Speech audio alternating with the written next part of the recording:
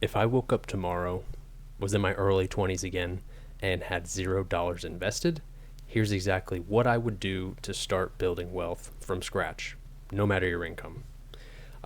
This video, I'm not going to be covering any overcomplicated strategies. I'm just going to be focusing on the things that actually matter early on and what I'm currently doing in my investment plan. So stay tuned.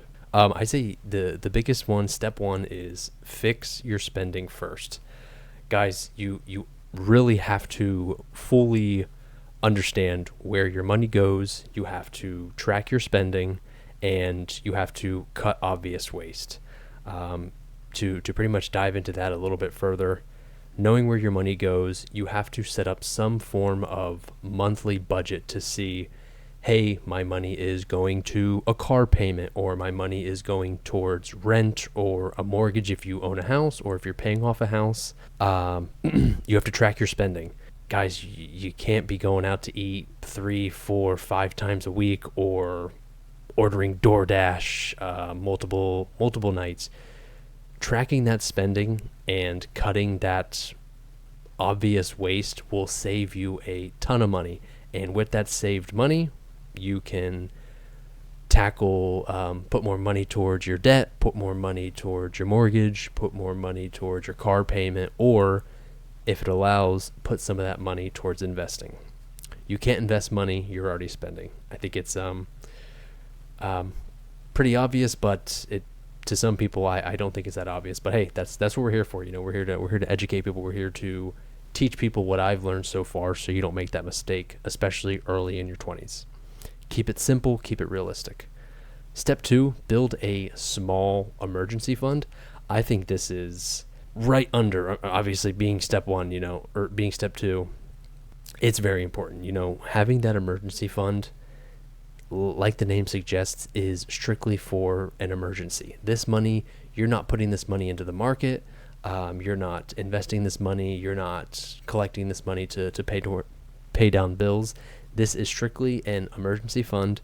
It pretty much prevents you from, having that emergency bill come up, and you're like, oh my God, I can't pay this. I have to take money out of my investment account, or I have to take another loan out, which will accrue interest, etc. This money is simply for, hey, we had an emergency, I'm able to pay this. I know some people recommend, having 3 to 6 months of monthly expenses as an emergency fund. So let's say you spend $1,000 a month, just using $1,000 for simple math sake. $1,000 a month is your total expenses. If you want to save up for 6 months to be sure, like if you lose your job or something major happens, you're able to kind of live for the next 6 months, it'd be $6,000. Obviously, that's a low amount. It's not realistic, but like I said, for simple math terms, just want to use $1,000. If it's $2,000 times 6, $12,000. $3,000 times 6, $18,000. You get the point.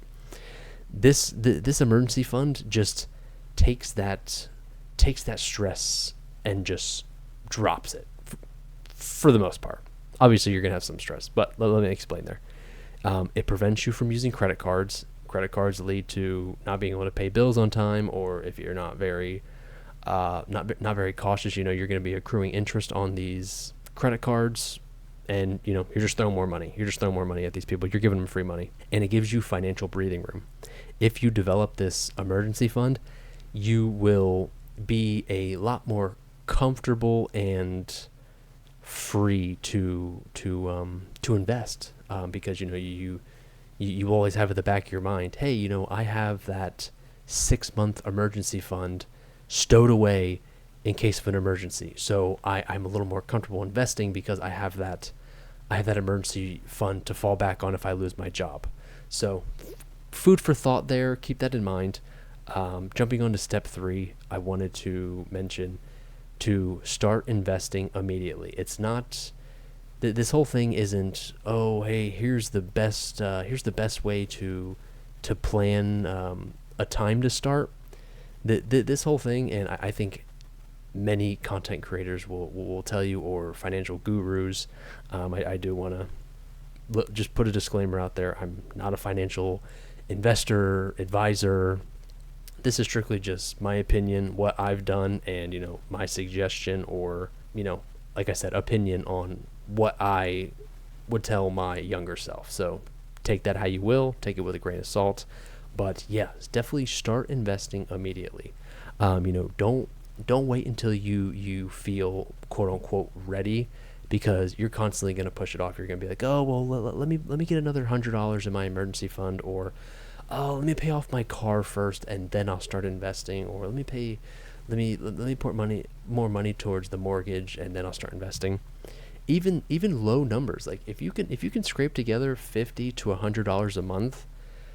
I mean, obviously that's on the low end for maybe some of the viewers, but even $50 to $100 a month, compounding over monthly basis, years, decades, it'll start to kind of snowball into a hefty amount, like not a small amount, and that you can take for granted. And where I would start investing, this $50 to $100 a month. I'm sure your company has I mean, if you're at a company, or if you're not like a entrepreneur, I'm sure your company will offer like a 401k, possibly a 401k match, where that'll automatically come out of your wages typically if you sign up for that. So that's probably not the $50 to $100 extra a month that I'm talking about. So what I would do with that money is I would open up a Roth IRA account. Not going to go into super detail on that in this video. Feel free to do your research. Like I said, ask ChatGPT. It'll tell you everything you need to know. Even if you say, hey, explain this to me like I'm 10 years old, or that I don't know what money is, or something, some weird kind of description there. But yeah, a Roth IRA is probably the second best investment strategy there, because you put the money in already. It's already taxed, so I guess post-tax. But when you put that money in, you will end up, when it comes time to withdraw that money, it grows tax-free, and you're able to take it out tax-free. So definitely food for thought there. Like I said, do your research, kind of look up the account, make sure it fits you. It could possibly not be a good match for you. So like I said, don't take my advice for 100%. Do your research on it, but that is what I would personally recommend. And I've said this before, and I'm sure you've heard this a lot. Time in the market matters way more than trying to invest the perfect amount. So like I said, just get into the habit, get into the rhythm of investing monthly. Don't wait till, oh, hey, they said the market's going to crash in October. Don't wait till October to start investing, because they could be right, they could be wrong. Ultimately, it honestly just kind of, or I should say fully 100% depends on, time in the market, not timing it. One thing, I don't think a lot of people like to hear this, but I mean, it is reality. Step 4, I wanted to mention, focus on income growth, whether that's growing your current career, or if you're not in so much a career right now, you're just in just a dead end job. Try to level your skills up to transition into that career, or leveling up your career to make more money, whether that's, learning skills, getting out to events and networking, looking elsewhere for a job hopping to different companies. That's probably the best way to get a higher percentage income jump, especially if you're trying to focus on that income growth. Because, I mean, at the end of the day, guys, the more money you make, the easier it is to cover your monthly expenses, and then it just leaves you that much more to invest, and it just will help you climb out of the rat race that much faster. So like I said, another one that is probably obvious to a lot of people, but others, they don't understand that. Well, hey, like the more money I make, the more money I'm able to stow away, invest, save, the faster I can get out of this. So food for thought there. And, I think the best thing is, or I guess the best way to look at it is, the early years of investing are about just increasing that income and able to put that much more money into your investments.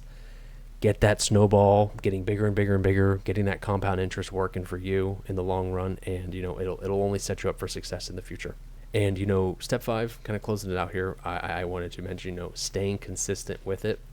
You may not be doing it today, but like I said, if you do it on a month-to-month basis, year-to-year basis, just investing into boring index funds, getting your 401k match if your company offers it, starting your Roth IRA, maxing that out for the year, working on a brokerage account, etc., etc.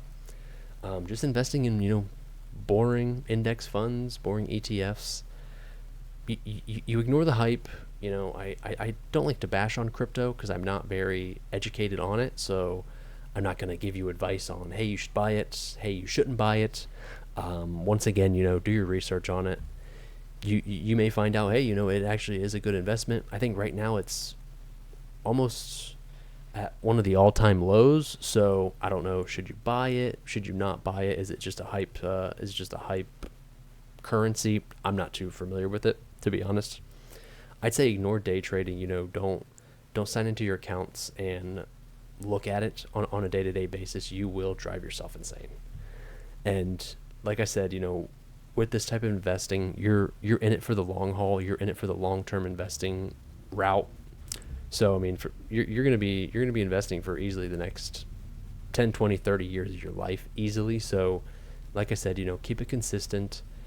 Don't get crazy when you sign into your account and you see everything's in the red. We have our bear markets, we have our bull markets. So I don't think building wealth is some secret strategy. I thought that in my early 20s. I was like, it's not for me. I'm not smart enough for it. It's for the rich to get, the rich only get richer.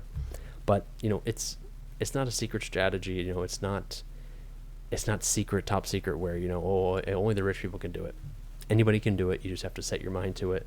Do your research, figure out what you have to invest in, what your goals are when it comes to investing, or your end goal for retirement, for example, your end goal money amount. And it's ultimately just about starting early and staying consistent with it for a long time. So that's it for me tonight, guys. Once again, this is The Lunch Table. I hope you enjoy the video. Take care of yourselves, take care of each other, and have a good night. Bye-bye.